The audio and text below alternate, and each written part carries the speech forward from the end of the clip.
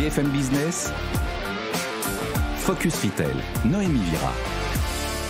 Bonjour à tous, ravi de vous retrouver sur BFM Business. Au programme cette semaine, une édition spéciale dédiée au Festival du micro-commerce qui a lieu désormais tous les ans à Saint-Ouen. Dans cette émission, vous allez découvrir les différents lauréats de cette année.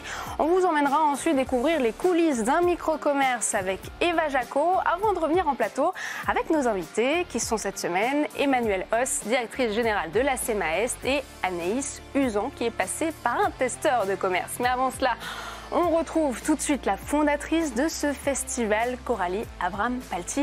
A tout de suite.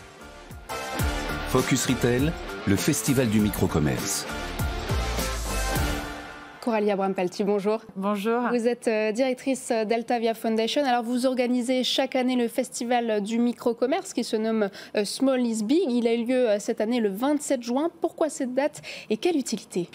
Alors l'idée de Small is Big, c'est de célébrer, mais aussi de soutenir les entrepreneurs sur notre territoire.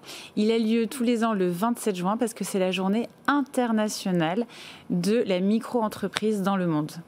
C'était une formidable opportunité pour Altavia Foundation de l'organiser ce jour-là. Il s'organise pas que à Saint-Ouen, mais aussi à Milan. Et c'est Altavia Italia qui a suivi Altavia Foundation pour la deuxième fois cette année. Un festival international, donc. Quelles sont les nouveautés cette année ?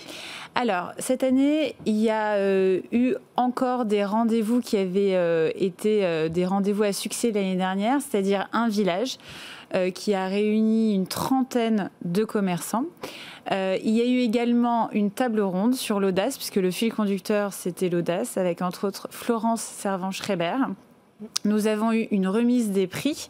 Donc la remise des prix, c'est non seulement une dotation pour 4 entrepreneurs, mais c'est aussi un accompagnement par des experts Altavia sur plusieurs mois pour accompagner au mieux en termes de communication ces entrepreneurs qui ont été sélectionnés et qui viennent tous du 93.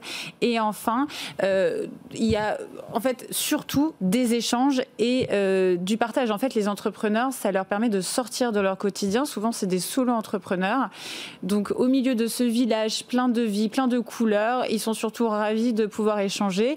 Il faut savoir qu'il y a des publics très différents. Il y a des collaborateurs d'Altavia, il y a des entrepreneurs et il y a aussi des acteurs qui au quotidien font de l'aide à l'entrepreneuriat et de l'insertion professionnelle. Donc voilà. Tout un tas de personnes différentes. Un écosystème très dynamique. Et puis la nouveauté aussi, c'est que vous allez lancer une étude qui sera consacrée à l'impact des micro-commerces et des commerces de proximité. Quand seront dévoilés les résultats et qu'apportera réellement cette étude ?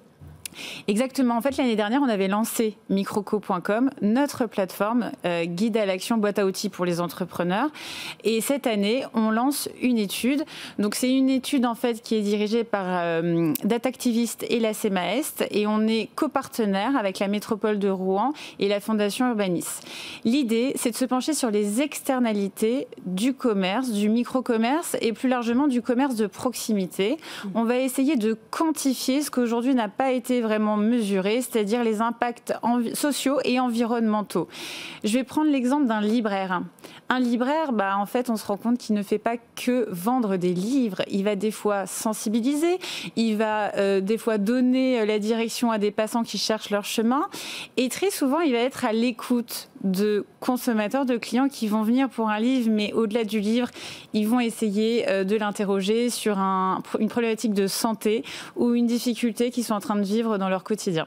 Oui, et puis j'imagine que ça va aussi améliorer les relations entre les micro-commerçants et les collectivités. Et aussi, le but, c'est de les aider à s'implanter dans les centres-villes. On va, tout à fait, et on va donner de la matière aux décideurs, aux acteurs de l'économie sociale et solidaire et aux politiques.